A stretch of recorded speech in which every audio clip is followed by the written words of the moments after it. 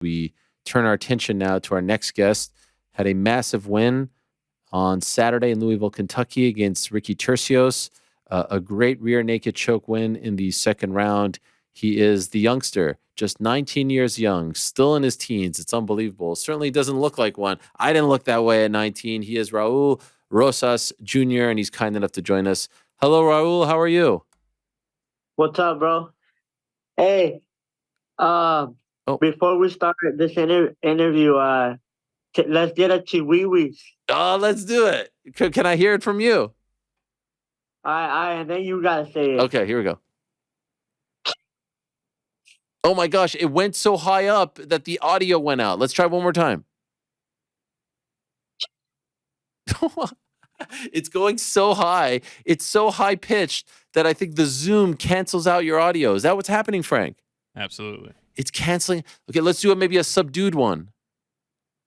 All right, let me try. Okay, I got it a little bit there. Here's my attempt. Chee-wee-wees. By the way, is it chee-wee-wees or is it chee-wee-wee? No, chiwiwis. Okay, You know, with the yeah, we actually have it, Frank. We have it just so we can remember. Can you play it for Raul? We have it on standby. So that was my there best. you go. What does that mean? Okay, this is good that we're starting with this. What does that mean?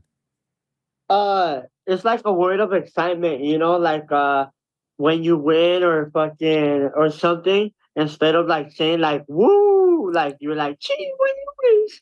You know, like let's say you're with your homies and then like a girl tells you like, "Oh, come over," like you get excited and you're like, you I, know, and you don't hope, you know. I love it. I love it. And is this something just you and your friends say? Did you guys, correct me for not knowing, but did you guys come up with this or is this something that other people have said? Are you taking it from someone?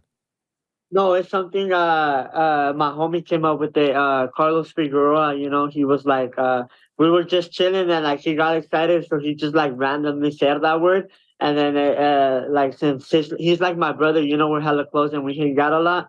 So he said it on multiple occasions to where like I started saying it and then we just both started saying it, you know. I love it, man. This has to be your thing. Like every star has his own catchphrase. This is perfect for you, right? Yeah, this one's perfect. You could get it on t-shirts, you could get it on hats. Are you gonna do that sort of thing? Sell the merch? Yeah, like right now, like we actually started a Chiwiwi's Instagram and we're gonna fucking go crazy with it, like with some shirts that say Chiwiwi's, you know? That way, like for my next fight, like hella people like fucking wearing hats and shit with like Chiwiwi's on it I love and it. like fucking big behind energy on it too, you know? I love it. I love it. That's perfect. Well, thank you for clearing that up, and congrats on the win. Did it? I'm sure it must have felt good considering the last time you were supposed to fight, you had to pull out at the last minute to go out there to look that good and to win, right? Yeah, no, I felt hella good. I mean, it would have felt great in Mexico because there's all my people, you know, but things happen for a reason. What happened there? Could you tell us? Yeah, so my camp was sick on the week of, and I just had a cough the whole week, but it wasn't that deep, you know. And then Saturday I wake up and it was I got sick, so like I woke up sick, and since I had just got it on Saturday I was like, since I just got sick today, I could probably shake it off, you know. It's probably not that deep, so I tried to like go do a shakeout to sweat and maybe take some shit out. Um and it wouldn't go away. Drink a lot of water, ate food, uh, and it was weird because I had like fever and shit, and then I was getting dizzy, like moving around. Everything would spin like if I was rocked, you know. And then I still went to the arena. I said maybe I'll warm up over there, see how I feel, and I was still feeling like shit. So I did a simulation fight with my brother like before the fight. I was like, I want to see how. I was like, let's do like a fight. I want to see how I'm kind of gonna feel performing out there, and he took me down, and when he took me down, everything started spinning like if I was rocked, and I was like, fuck, if I go out there and end up on the bottom somehow, I was like, I'm not gonna be able to get up or throw submissions or nothing. So I decided to call it off. Damn. And it took till right before I was walking out because I was telling them like 3 fights before, but they were trying to help me like get better, like give me Gatorade, doing this and that and that. So it took like that's why it took a long time for them to finally say like that I wasn't gonna walk out. How difficult was that to be there, to be in the locker room? You're pretty much ready to go, and then you can't do it. I was I was upset because I know in Mexico the people to buy a ticket in Mexico City to even go to some fights, it's a lot of work. Like I know my cousins and my family that some that were able to make it live. I know how hard they work just to buy a ticket all the way at the top. So I know there's a lot of people over there like that. So I wanted to be able to show out because not to be cocky, but I know a lot about a ticket to specifically watch me, and I really wanted to go out there and just put up performance for them. By the way, how long were you sick for after that? Like, how long did it last? It lasted till the next Sunday, so like Damn. even it was kind of rescheduled for the next Saturday. But even if I would have fought the next Saturday, I was still sick. I was sick for like a whole week till the next Sunday. That's when I started feeling a little better. Okay, so obviously the right call was made, and so they rebook it for this past weekend. What was up with him not wanting to touch your glove? What was your take on that? I don't know. I mean, in the moment, I didn't care. I was like, "Fuck it," you know. I just kept on fighting. I like whatever. But I think he was just emotional, you know. I think I feel like the pressure that was led with me when you fight me. There's a lot of pressure, a lot of like people watching and stuff. I felt like that was making him act a little weird since the weigh-ins and stuff.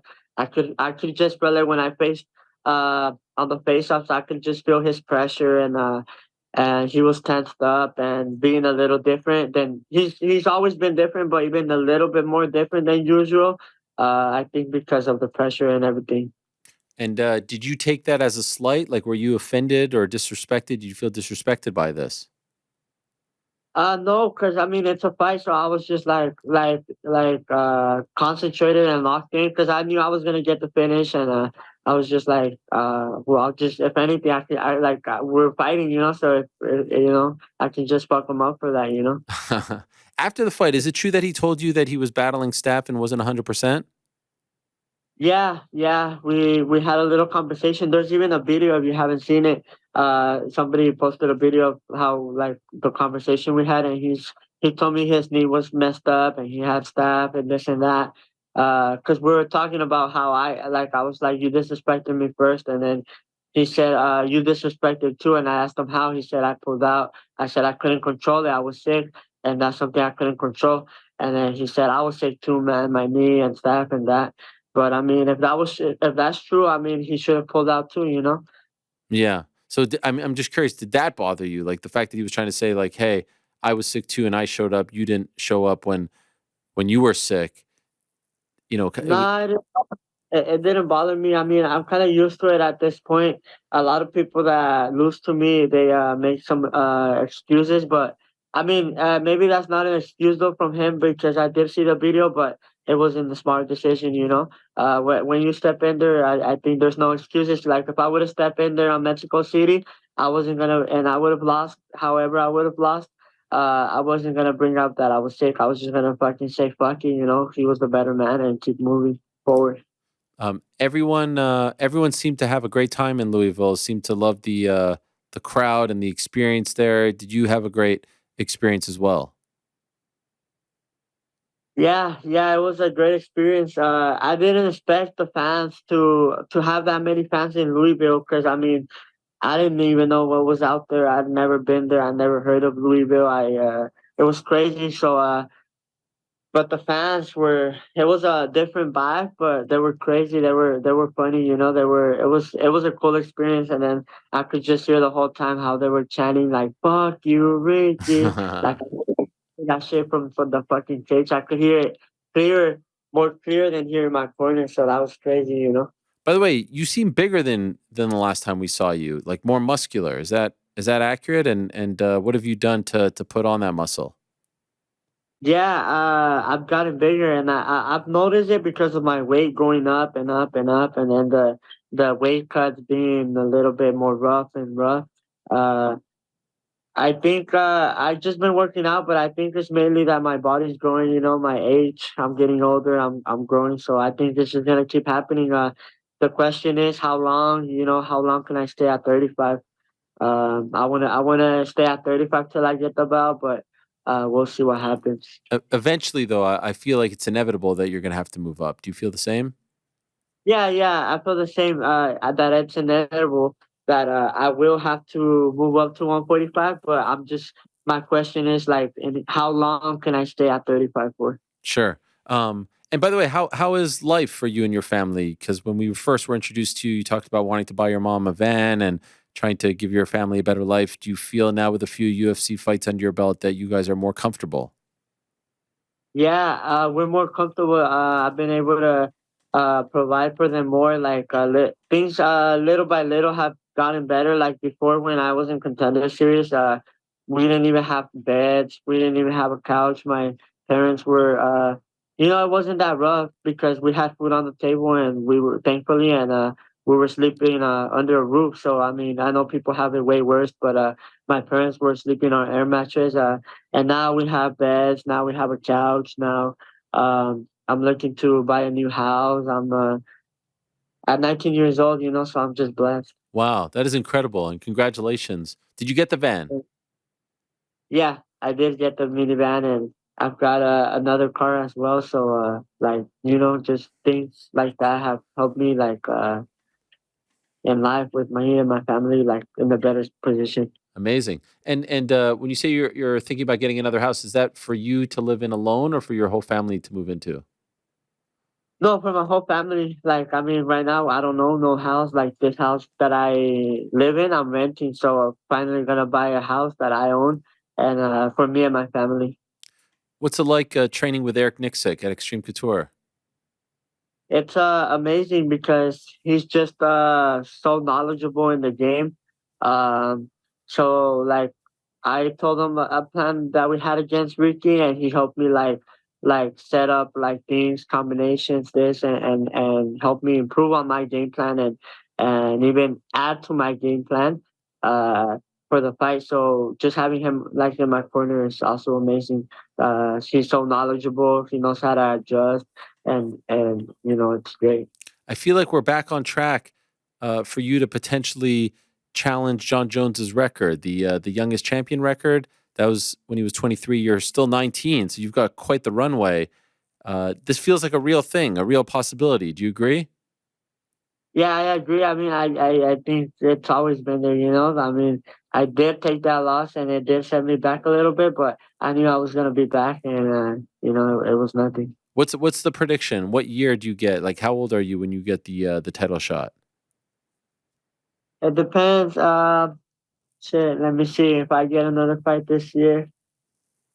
So I'm thinking if I win, if I'm not, I don't get a top 15 next. I think winning the next fight will get me a top 15, and then fighting like three fights in the top 15. So probably like 2, 3 years, I Okay. think it'll take me. Damn, you would be 21, 22. You would smash that record. Is this a big goal of yours right now? It is. I mean, that's always been the main goal, but we got what, 19, 20, 21, 22. I got 4 years to break this, so I think I can make it happen. Okay. And is the plan for you to fight on the Sphere card? Yeah, that's the plan. I think that's gonna be my next fight. I don't know who, but I think that's my next fight for sure. Okay, so this is what they've said to you that you're sort of slated for that. Yeah, yeah, that's what they've told me that they want me on the spear. Okay, and who are they talking about, or who do you want? They haven't mentioned any names right now. And I actually told my manager that I'm gonna look at the roster and give some ideas, like see if somebody gets my attention. But I want a big name. That's all I know. That I want a big name. Like this time, I kind of wanted to be two sided instead of just me bringing the hype because it's at the Sphere, So I want to make it a big fight. So I want to fight somebody that also has hype and is a big name, so that we both can fight and fucking whoever wins takes the whole hype. But no one that comes to mind right now. No, no one that comes to mind. If it's not somebody that has hype, I think I prefer a top 15. At least they have a number. Yeah, yeah, yeah. By the way, what was it like being introduced by Joe Martinez? Because Bruce is the man, but he's got that Hispanic flair to him. Did you notice that, and did you like it? Yeah, it was cool. I mean, different, but it was cool. I actually liked it. I don't think I had ever been introduced by him. I don't know if no, we don't get introduced on Contender Series. Nah, yeah, it was the first time. I liked it. Yeah, he's great. I mean, both of them are great, but he does give that little extra, je ne sais quoi. Um, I I did also want to ask you about Trevor Cooper. You mentioned him in your post fight interview as well. I'm sorry to hear about his passing, and could you tell us like what he meant to you and what it was like fighting, in his honor? He meant a lot to me. He was like my brother, like my coach. He believed in me a lot as well. Like he always knew he's the one that helped me the most correct what I when I lost to Christian Rodriguez. He wasn't in my corner, but he saw the fight, and then he started training me, and he corrected every single mistake, every single detail. So that's how I was, even mistakes that I didn't realize, he realized, and that's how it made me a much better fighter. Um, he could tap me like 10 times in like 2 minutes. Like everybody just knew he was a freak in jiu-jitsu. Like he was so smart. And then he passed away. But even when he was alive, when I got the fight against Ricky Turcios, and then everybody over here was saying like that it was gonna be a tough fight, a war, and this and that. And he had told me, he was like, "Oh, it's another easy fight, like the Terrence Mitchell fight." He was like, "It's another easy fight for you, like another good fight, so you can keep getting more experience." So that's how much he believed in me, and he knew. And sadly, he passed away. I'm very sorry about that, but I'm sure he was very proud of your performance and great to see that and hear that he had your back and was in support of you taking this fight and believed in you. That's a beautiful thing. And I was just curious, Raul. There's so much happening. There's so much that you're experiencing. There's so much success and so much attention. At 19, you really seem to have your head on your shoulders. You're not very active on Instagram, social media. It doesn't seem like you are falling into the traps. How do you allow yourself not to fall into the traps and not to get too big of a head? I mean, like I knew this was gonna happen, and I've had experiences with like I've seen people that I follow and experience, and I've had talks that this was gonna happen, and I know as long as I don't get over my head and keep doing what I've been doing to get where I am today, and keep doing like even harder work to get to where I want to be, I know that that's gonna be the right path. Because I see a lot of people get to my position and start going crazy and thinking they've done it. They're satisfied with it. I think the main thing is that I'm not satisfied yet. I'm happy. I'm really happy where I am. I'm really grateful, but I'm not satisfied yet. So I think I just remind myself that there's still a lot of work to be done, and we're not even halfway yet. Did you celebrate with your friends when you got home? Yeah, I mean, we just went to eat and had some quality time. Cause I live in Vegas and I'm still fucking 19 years old. That's So. right. Well, I mean, Only maybe thing nice meal. What did you eat? What did you guys have? we had some steak, some barbecue ribs. So that's something I'm grateful to. Now I'm able to have like some nice meals, some nice steak. No more like rice and beans. I love that. I love that. Well, you deserve it, my man. You've earned that, and and I wish you nothing but the best, continued success. Success, excuse me. It's really cool to see your evolution at such a young age, and you handle yourself with such maturity. It's really, really impressive. So, congrats on the win, and hopefully, you get to be on that Sphere card. We get to see you in September. Thank you. I appreciate it. All right. Talk to you soon. There he is, Raul Rosas Jr. What a performance from him on Saturday in Louisville. Again, just 19, and when fighters or people in the limelight are in their teens and they're doing big things like this, you tend to harp on their age, like Luke Littler, by the way, who was in our studio just a couple of weeks ago. But he has earned it.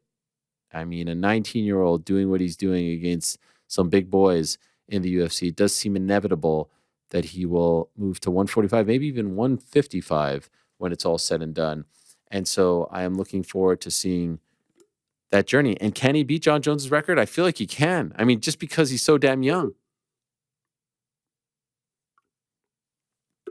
Most people don't get in as a 18-year-old, 17-year-old, and he's there doing his thing, and he's 19. So supremely impressive, big win for him.